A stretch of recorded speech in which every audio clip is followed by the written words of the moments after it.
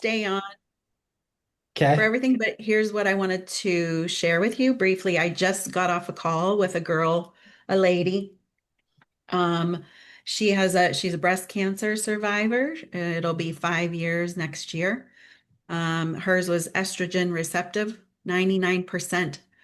Her estrogen was at 99 and her progesterone was at a zero. Oh, wow. And they have not she's never had a full sex hormone panel in all of this. And she has hypothyroidism as well.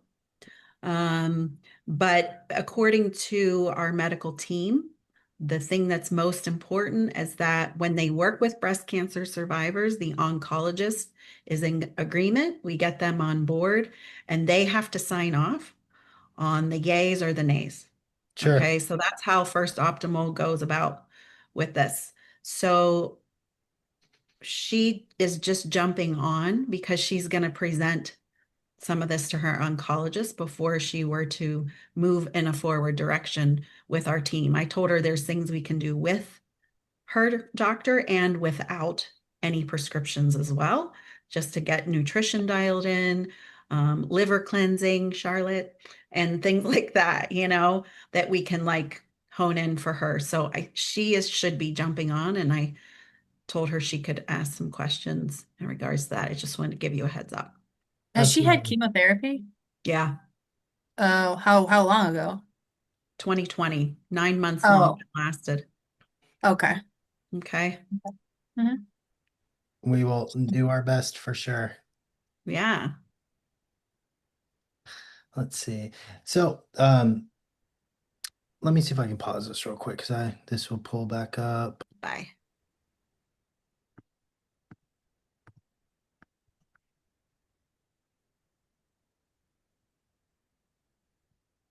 No, I let her.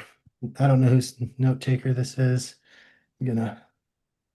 It's one of the Lisa's. There we go. Mine. Yeah, you can take it out. Hello, everybody. For our US clients, happy early Thanksgiving. I know we have some people in Canada as well. So I believe Canadian Thanksgiving's in October. I think I'm correct there. Yeah. Um, us US people will be celebrating. So I'm here with my family. I hope everybody is doing well. And yeah, I just want to wish all a happy Thanksgiving. Today I wanted to roll into a case study with a current client and talk to some of the positive changes and then potentially some of the things that are still persistent. The thing I like to say around like symptom relief or improvements with diagnostics, it's not a linear fashion. I think a lot of times people hope that you start taking supplements or medications and things immediately improve. A lot of times it's months and months of refining this process and tweaking things to get full symptom relief. So those are some of the big pieces I wanted to hit on initially before I actually present labs because some of the things look better and then potentially some of the things still need improvement. I do this with my labs. Some things look great and then some things will start to vary from test to test. The more you do that, the more you'll catch trends. Really, the big thing I like to look at is bigger picture and if things are improving. So, to give some information on this client, uh, I believe this is like her let's see, July, August, September, October, November. This is about 4 months through the program. So, there has been some pharmaceutical intervention. There's been some lifestyle intervention and then nutraceutical or supplement intervention. And if you've sat on this call, it probably sound redundant at this point, is I really like a combination of all of those things if we're looking to improve our overall well-being. It's usually not one thing is going to improve the whole picture. So this client, 52 years old in menopause, has had Hashimoto's for 20 plus years, was already currently on medication. Really, I would say we just made some tweaks to improve some of the labs. So I'm going to pull up her initial set here. And we'll run through these. So the big things I like to point out and look at if I'm taking a look at a set of labs is checking the fasting status, because that's going to vary a lot of things as far as metabolic function. So there is some discrepancy between these two sets of labs. We have a fasting set and then we have a non-fasting set. So we just want to be aware of that when we're looking through things. Initially, when looking at this set of labs, is some abnormalities with the CBC. So when I see issues with MCV, sometimes I see issues with makeup of red blood cell, potentially issues with iron absorption. UIBC is low here, so we want to take note of that. And then when I get into like eosinophils, neutrophils, lymphocytes, those are immune-based markers. When I see them high or potentially low in a client, I suspect there could be allergies, but I also think immune-based stuff. So this client coming in having Hashimoto's, when I see this kind of rolling through set of labs, I expect to see some abnormalities with inflammation or autoimmunity markers. Um, Other things that I wanted to point out, this client was already on thyroid medication. So I wanted to hone in specifically on this. So most of you have probably done traditional blood work and had a TSH done. So with her current medication, she had pretty good suppression of TSH. Um, if I look at her free forms of thyroid, and she is on a T3, T4 combination medication, her T4 looks pretty good. So this is the inactive form of thyroid. A lot of times you'll see this as um, being in an elevated status if someone's on like a levothyroxine. And what we tend to see a lot of times if you're not using a dual therapy is a low T3. This client is on a T3 replacement. And we can see here the T3 is a 2.6. So this is the most metabolically active form of thyroid. Really, when we look at symptom improvements, if that's brain fog, cold hands, cold feet, hair loss, potentially motility issues. So constipation is something else we can see here. This T3 is going to be a big driver and something we're going to want to improve. So she's already taking T3 in a pharmaceutical form. So you might wonder, like, why is this? It's not clinically low. It's a 2.6, but this reference range goes from 2.0 to 4.4. Why would this be low if someone takes this? Well, you have different regulatory systems in the body. Something that I will look at quite a bit is a reverse T3. So if you are taking T4 and T3 and you're stressed, and that could be from life stressors, nutritional stress, autoimmunity, those things can drive up a reverse T3. So a lot of the medication she's taking, she's actually having a lot of transition into reverse T3 here. The reverse T3 is not clinically abnormal, but it's a 17.3. This range goes from 9 to 24. So she's on that upper cusp of normal. So those are things that I look at. Again, when we're looking at somebody with Hashimoto's, we want to look at the or the antibodies as well. And historically, she's had elevations in these thyroid globulin antibodies for some time. We can see that they are above range. Granted, these can get pretty high on individuals, but she's at a 1.3 here. So we know that autoimmunity is a piece of symptom improvement, and management is wanting to lower that.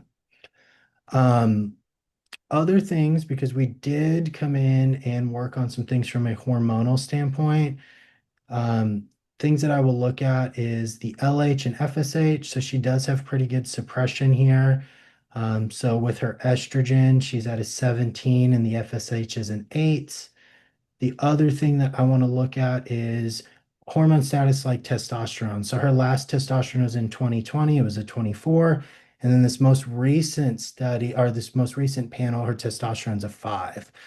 So really, when we look at hormones, thyroid needs to be in place, but sex hormones like testosterone, progesterone, estrogen, those things are also going to matter. And we really want to be able to balance those. We don't want to overshoot them. So we can see that here it's a 5. So we'll look at the follow-up lab when intervention's been in place and kind of get some understanding of markers. Other things I like to look at is adrenal status, and DHEA is a piece of adrenal status. It's not a cortisol test, but it has uh, some influence on stress hormones, especially when it's sulfated. It's an inactive form. So she was way over the cusp here at 317 in 2020. Now she's down to a 71.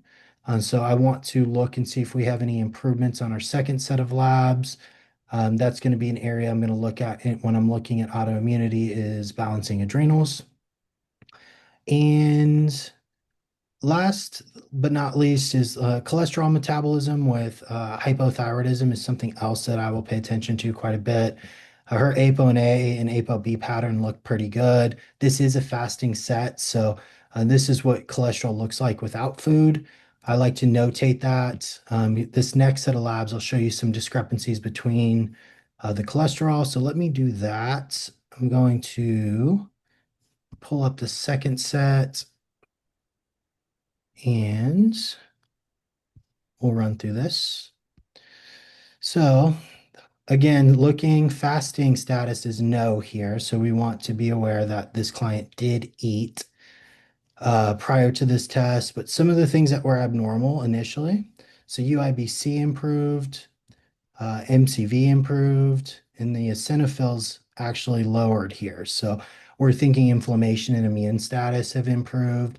Now, the big thing I will tell you is this client still has symptoms. I'm not saying everything is perfect. This is a progression. So we're looking at lab markers improving, and then over time, symptoms should improve as well. So when I had a follow-up call with this patient, it wasn't Goldilocks and everything was perfect.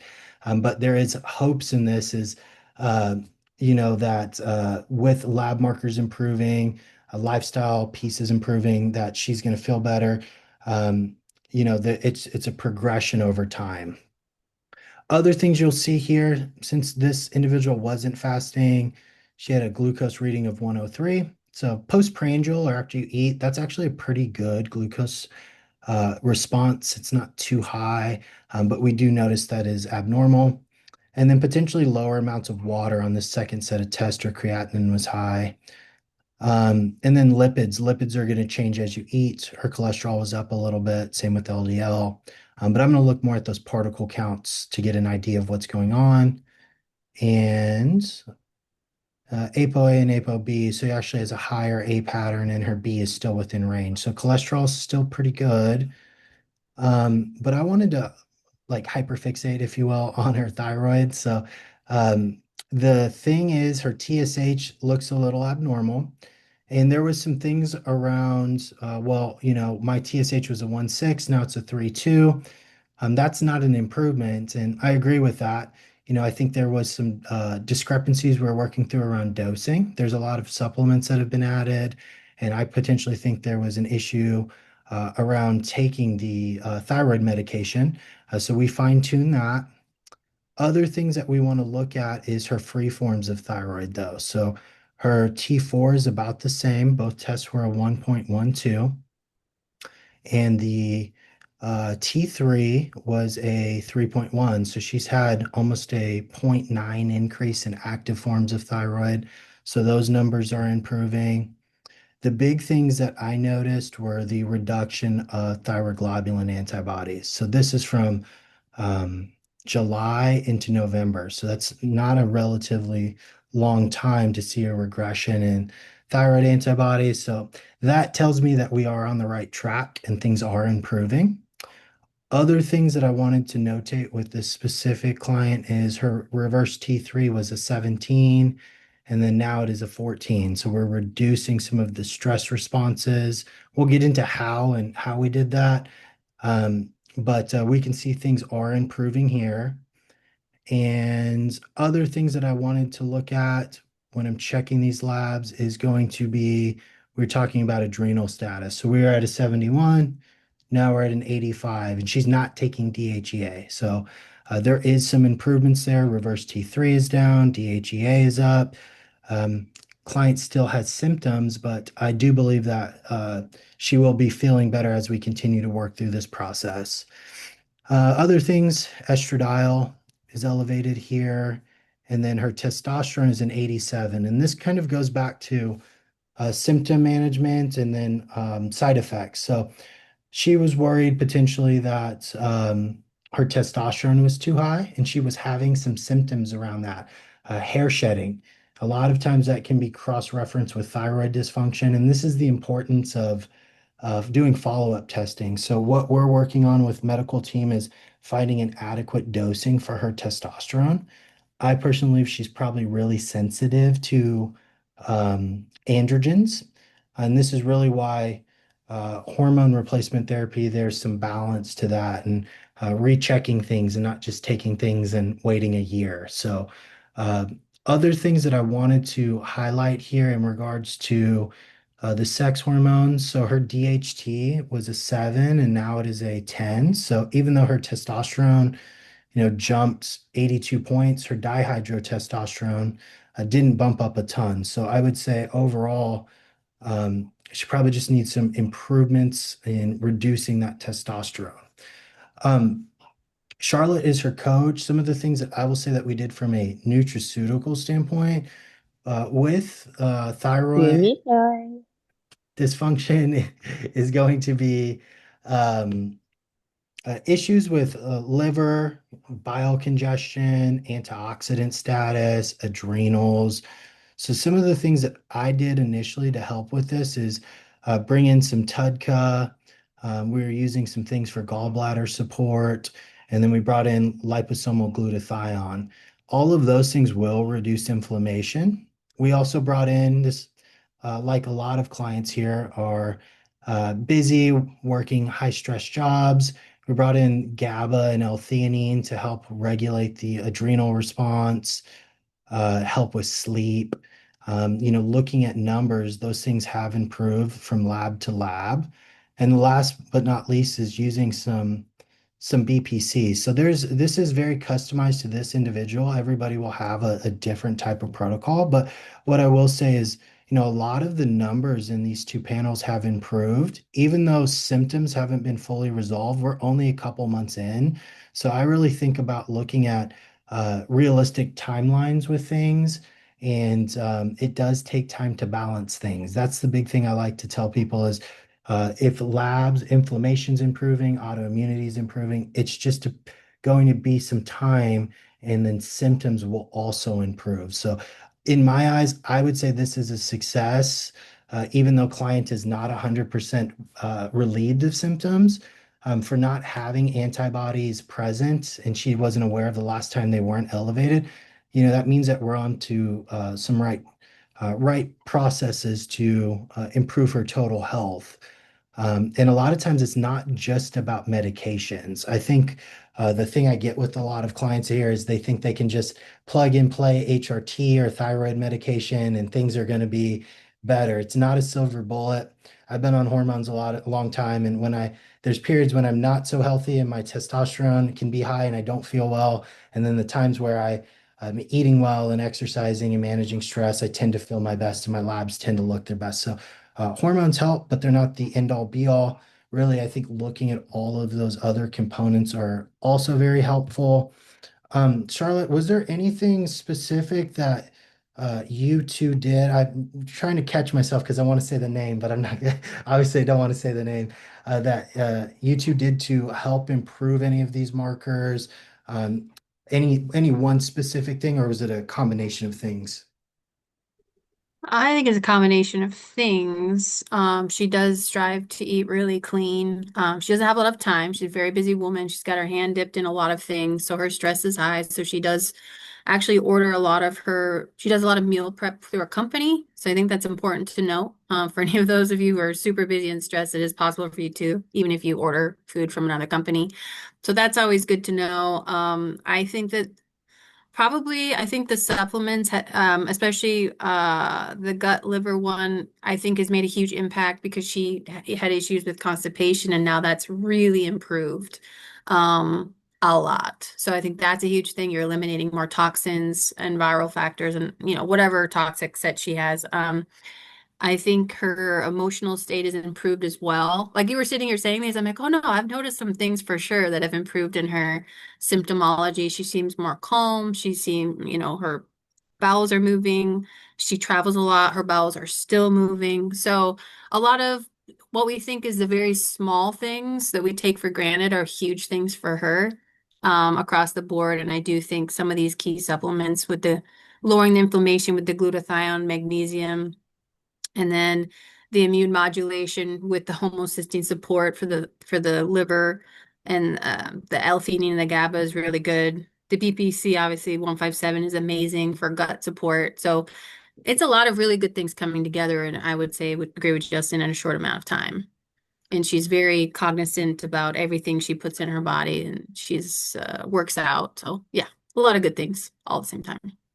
The thing I would ask all coaches is like it takes time though, right? I think a lot of times people think that they're going to come in and it's going to be 60 or 90 days and symptom relief will be there or labs will improve. And what I've seen just working with clients and then working on the medical side is it's just it's a process. So it's we would love to get you fixed up in 60 days. And anybody who sells you that pipe dream is probably lying to you, especially if you have a lot of inflammation, autoimmunity. It is going to be a process. So I always like to set proper expectations. Someone may watch this video or someone in here may not be a current client, but we have the tools to help people, but it's not always a linear fashion. Things will improve, and then sometimes things may stay stagnant or regress. But the big thing I like to focus on is continuously moving forward in that process and not getting hung up when things aren't improving. Because what I will tell everybody, you can't get to symptom relief or resolutions if you give up. And I feel like a lot of times people aren't willing to stick through difficult phases to get to that end piece. So, yeah, I think case studies are really cool. I like to show stuff that actually happens through the coaching program with the medical team integrated. Um, I don't know if we have any clients in here who have any specific questions about what we reviewed, or if anybody has any specific, off the wall questions for us. But we're happy to, as a collective, answer some things to our best abilities.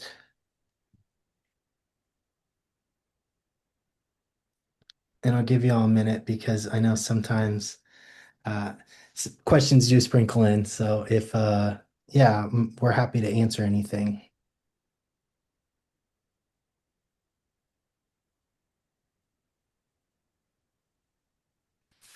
I got some more What do people. you what do you find is the hormonal pattern that unfolds when you can tell that a woman has begun the state of perimenopause? What do those kind of labs look like when someone appears to be in perimenopause?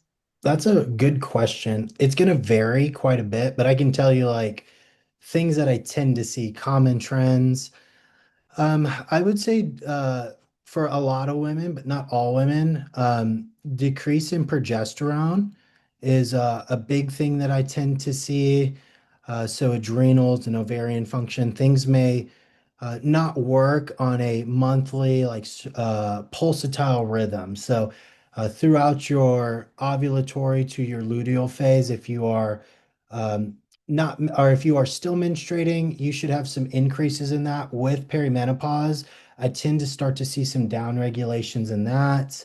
I tend to see adrenals tend to take a hit.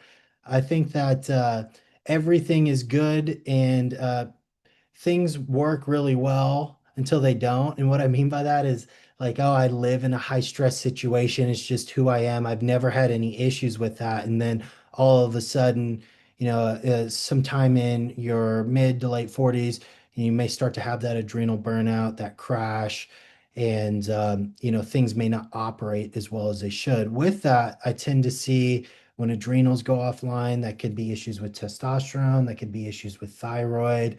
High cholesterol is another piece that I tend to see quite a bit. I don't know if coaches would agree with me, but I see like those LDLs starting to pick up, and women will talk, "Oh, I've never had issues with my cholesterol," and then all of a sudden, over the past 3 years, my quote unquote bad cholesterol has gone up 30 points. Lipid transportation. A lot of that has to do with hormones. It's also going to do with congestion at the liver. And if you've been processing hormones and toxins through your liver for 45 years, eventually things will start to slow down and become sluggish. So I wish I could give you like one specific thing, but it's usually a bunch of different trends.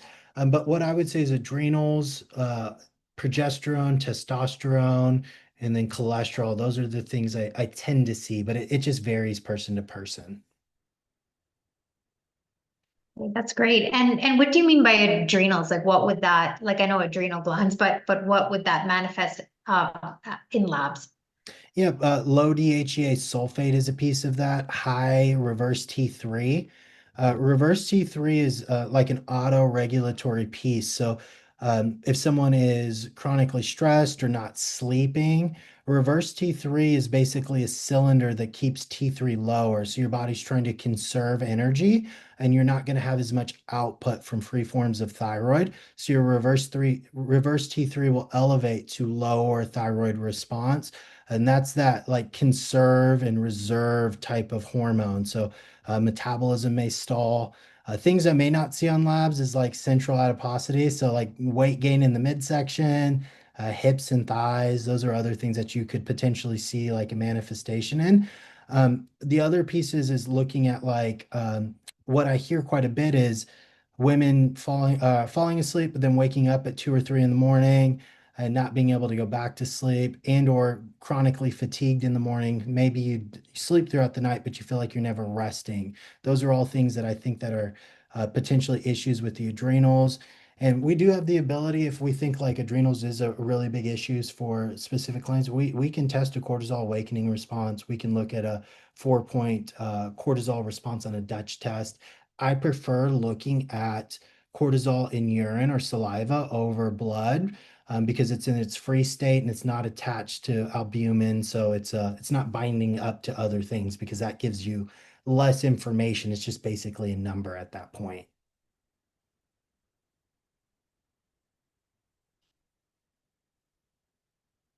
Okay, thank you. And actually, just one last question. So typically, you find that estrogen then isn't the first thing to drop off. It's a combination of multiple factors that leads one to conclude that, oh, this woman is in a state of perimenopause.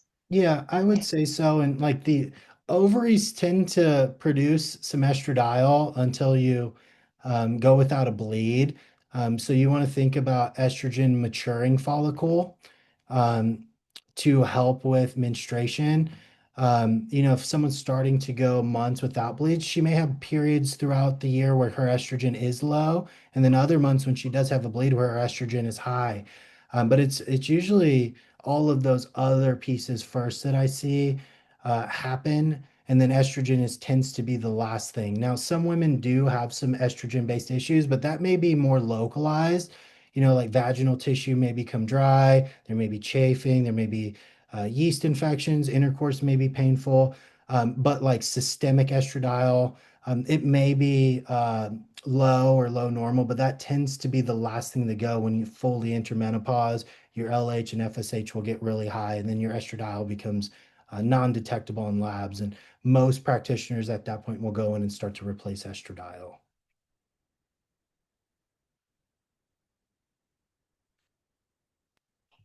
Okay, thank you. Absolutely. I had a quick question about once you're on thyroid medication, does that mean you're on thyroid medication for the rest of your life?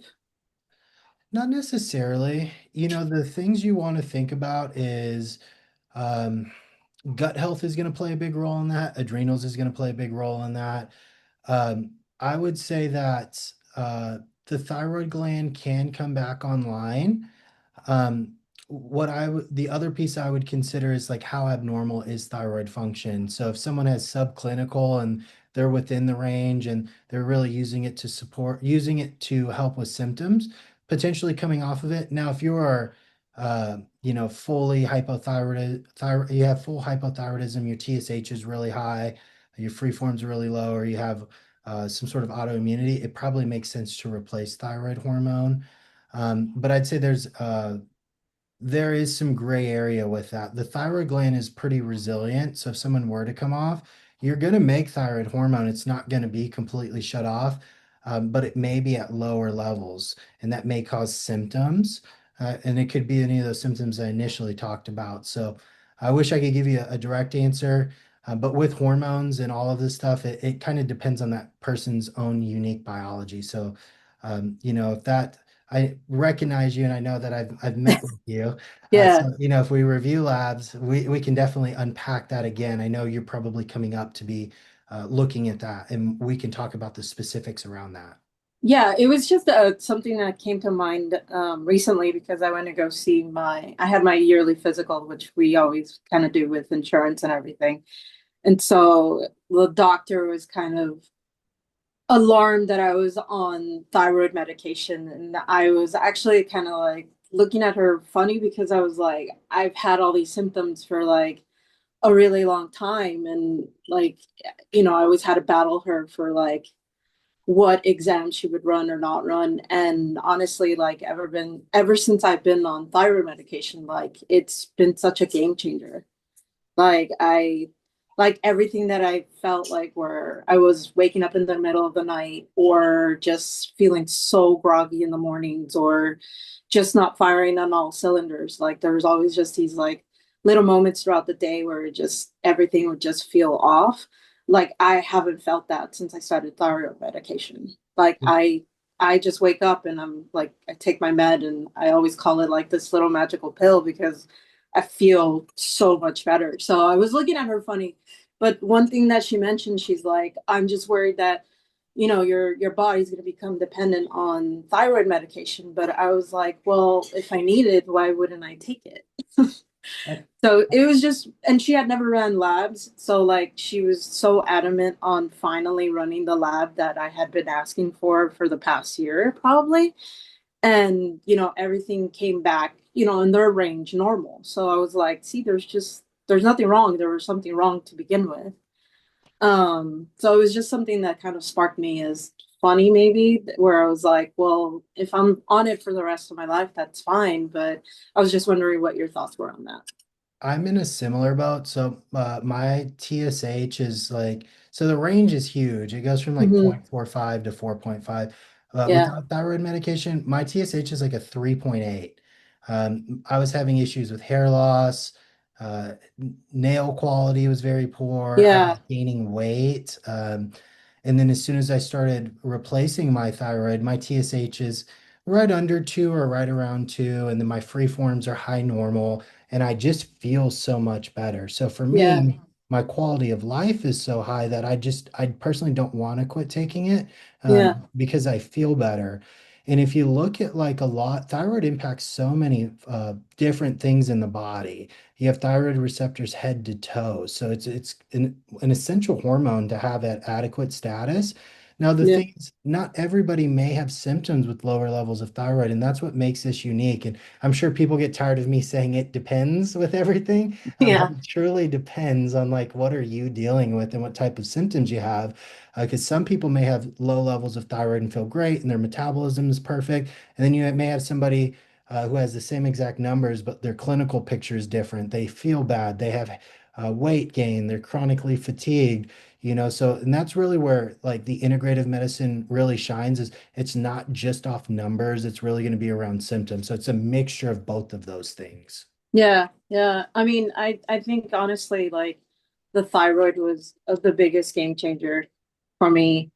Not only like that you mentioned mood too, like mood wise, I have a pretty high stress job, so being able to handle that very differently than I was like 4 months before I started the program, like I just find myself not being bugged as much with the high stress situations, or I don't feel it in my gut.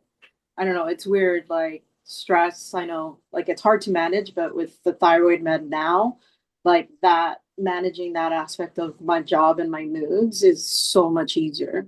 It comes so much easier and naturally.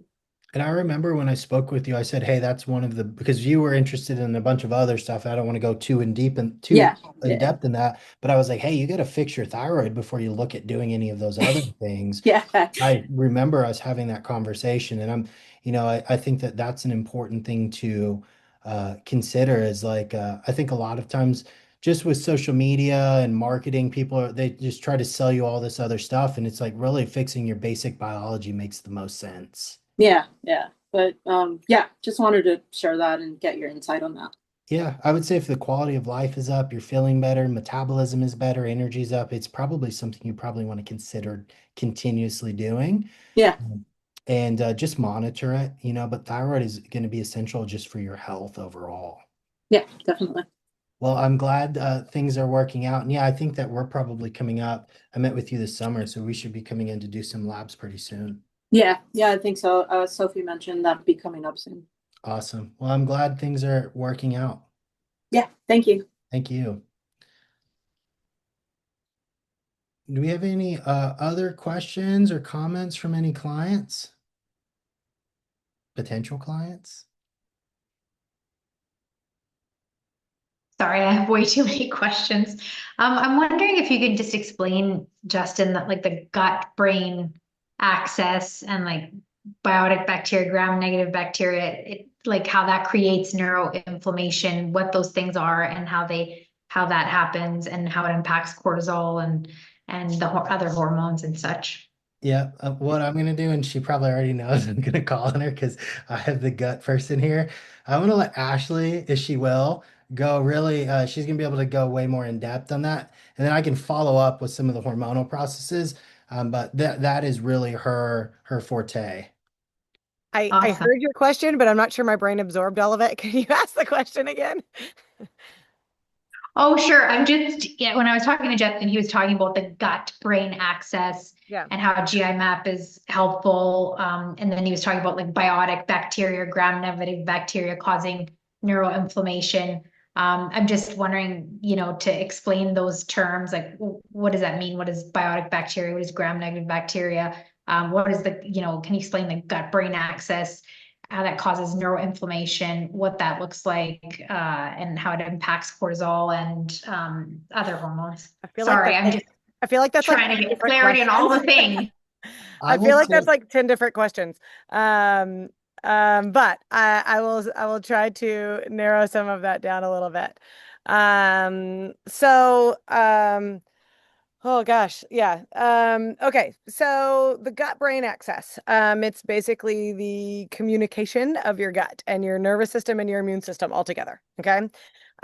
When that flow and communication is not working as well as it should, it can change the balance of your gut bacteria and can trigger inflammation. That inflammation then can reach the brain, essentially. And there's a lot of things that can impact that. So stress, I'm sure a lot of you hear me talk about this a lot. It's one of my, I don't know, cat and caboodles that I like to dig into. But when you're stressed, your like gut motility can slow down or become irregular, like between diarrhea, constipation, or whatever. Your stomach acid can change. Which can greatly impact how well you're digesting food and consequently how well you're absorbing food.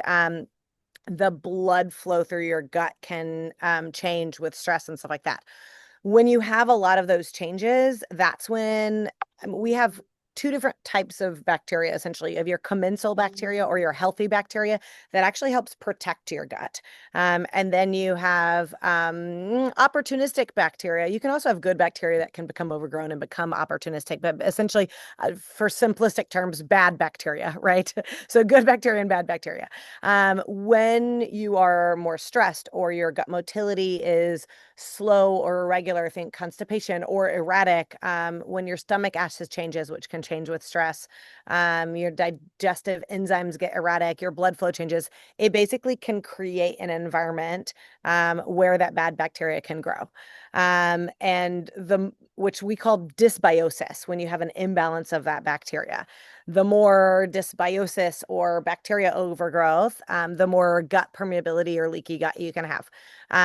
So anyway, all of these. So then, like when we have all this, certain pathogens respond by certain of those opportunistic bacteria can sense stress hormones, and they end up producing endotoxins, which creates more inflammatory bacterial products, essentially.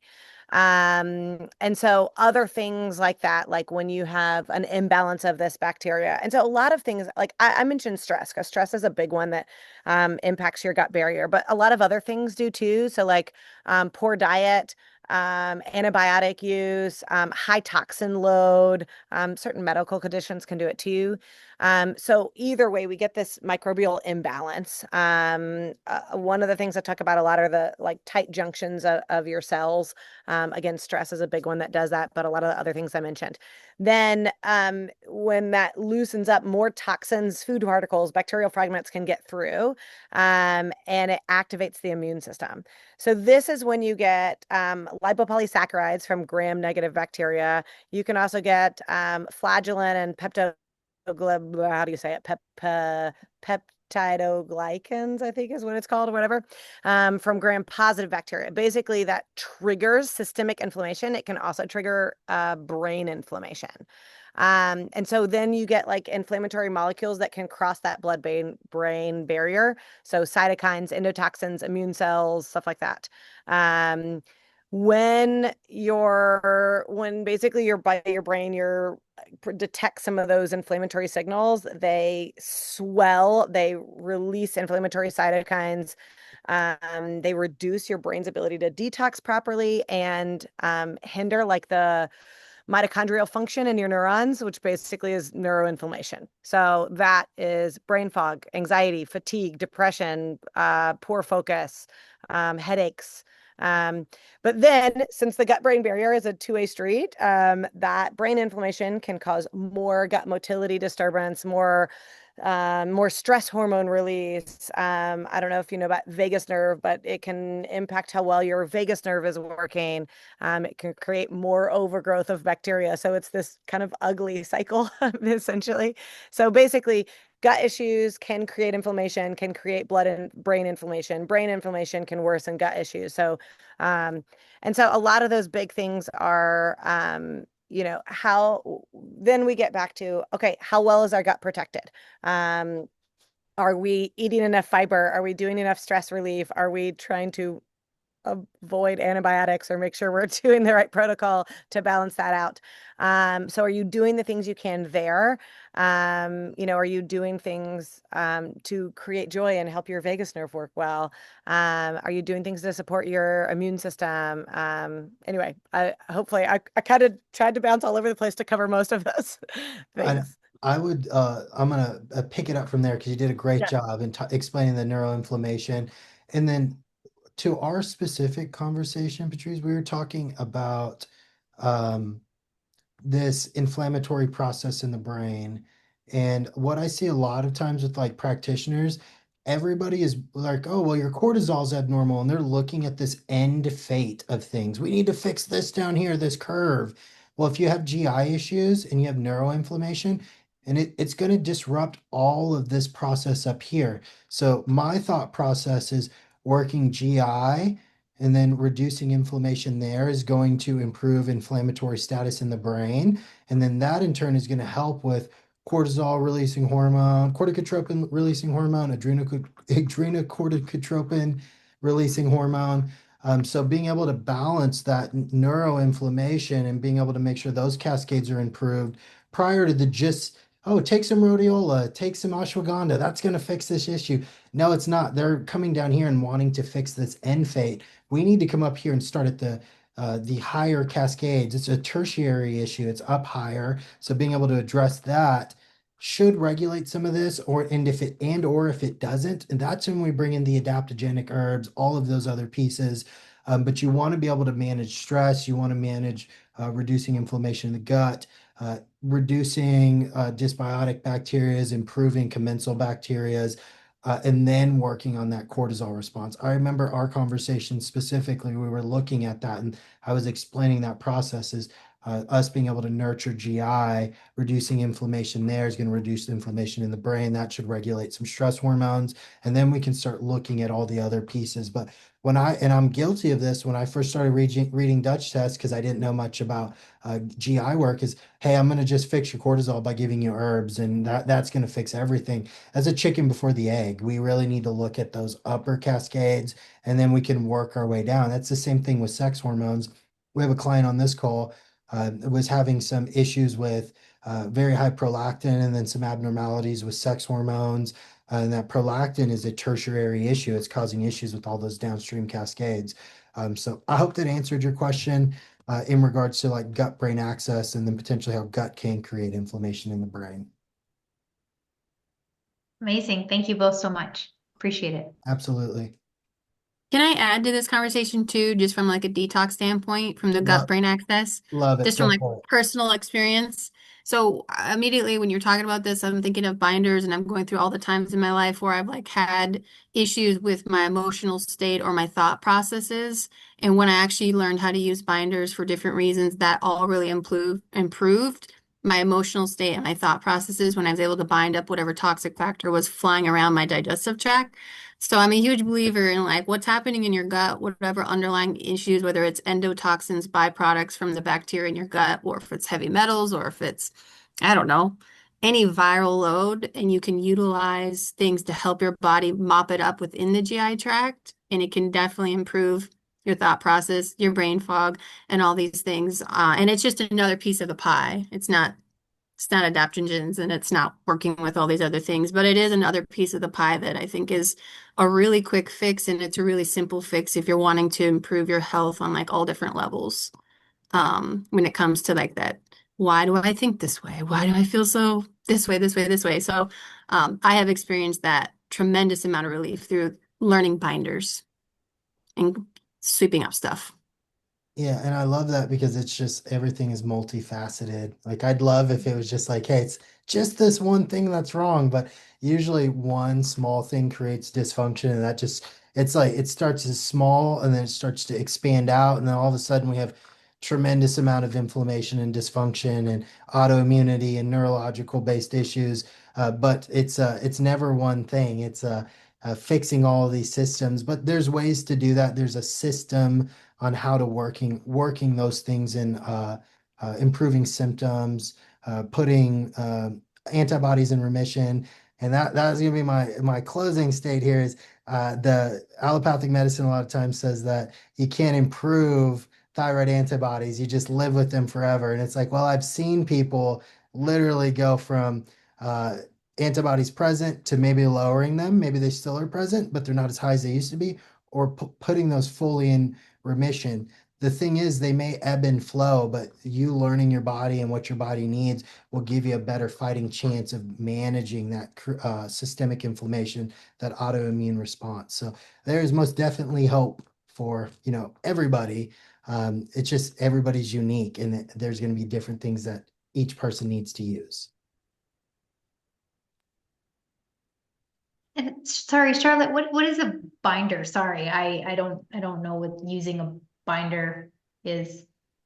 Sure. Sorry, it was a pretty blanketed statement. A binder could be made out of different materials, usually coming from the earth. So charcoal, zeolites, enteros gel. There's a lot of different binders that are for human consumption. They are not all for human consumption. So you want to make sure you get ones for human consumption. But what they do is each different binder, depending on what it's made out of, will capture on a cellular level a toxin. So they all target different toxins. So, for example, Takasumi and charcoal is great for like mold and fungal things and viral. And zeolites could be great for heavy metals and viral stuff too. I mean, they all encapture, or they're all better or worse at um, grabbing up toxins that are consistently circulating in the body because your body just can't get rid of them.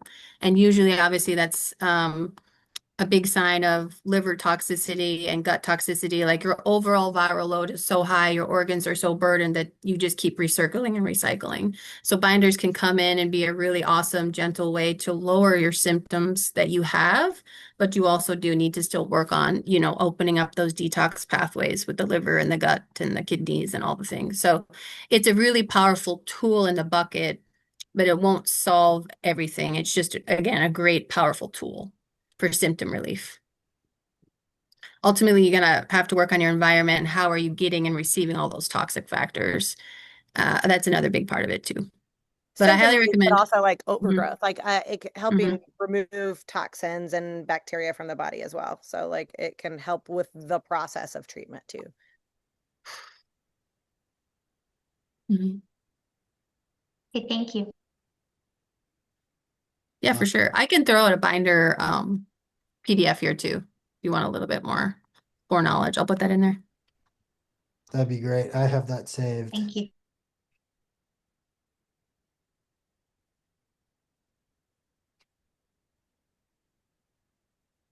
We got just a couple minutes here. Do we have any final questions or thoughts before we wrap up today?